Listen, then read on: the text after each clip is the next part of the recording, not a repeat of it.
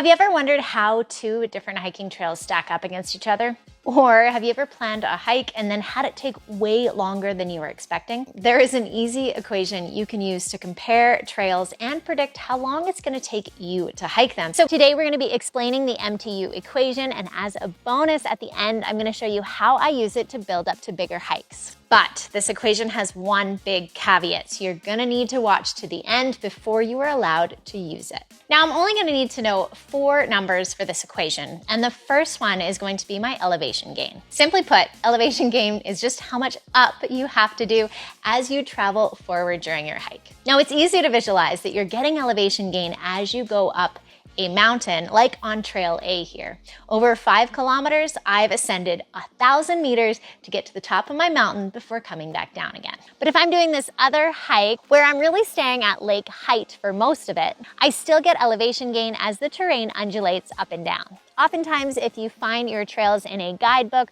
or even on the internet, you're going to have somewhere in the description the elevation gain written.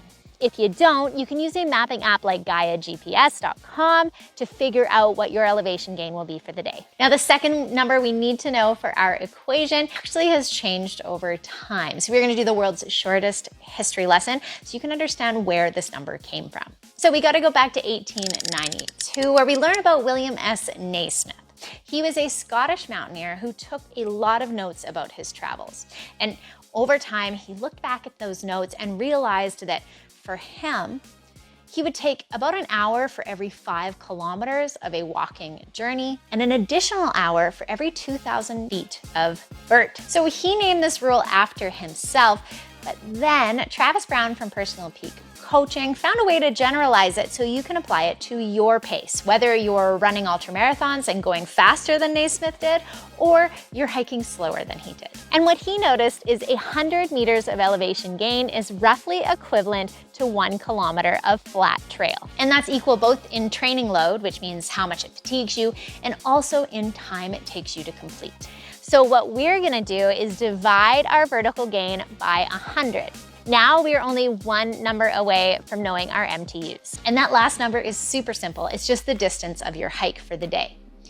Add these together and you are going to get your total MTUs for your day out on the trails. Over time, keeping track of the MTUs of each trip you've done and the amount of time it took while moving is going to help you understand your individual pace per MTU. Now, the caveat here, and the thing you need to remember if you're using this equation for yourself, is that it applies to class 1 terrain only, which means a walk in the park, easy terrain where you don't need to use your hands to navigate. Now, everything I've just told you is actually completely useless if the reason that you need to slow down on inclines or declines is because of pain or leg burning and not just cardiovascular demand. So if that's you, you need to go watch my video on glute strength and quad strength for hiking. Now, I use MTUs to compare trails and kind of figure out how long a certain trail is going to take me, but that's not all I use it for. In fact, my favorite way is I use it for hikers who are getting ready for a really big hike. By gradually building up with smaller hikes to work towards that bigger distance, we can use a very simple concept in strength and conditioning called progressive overload to help hikers have success on their hikes. Now, comment below if you want to see a few more of my favorite tips for big hiking days.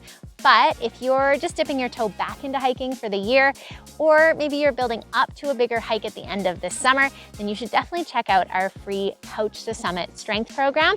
I'll put a link in the description below so you can see what that's all about. As always, your work in the gym should prepare you to have more fun when you head outside. I hope you have a wilder week, and we'll chat soon.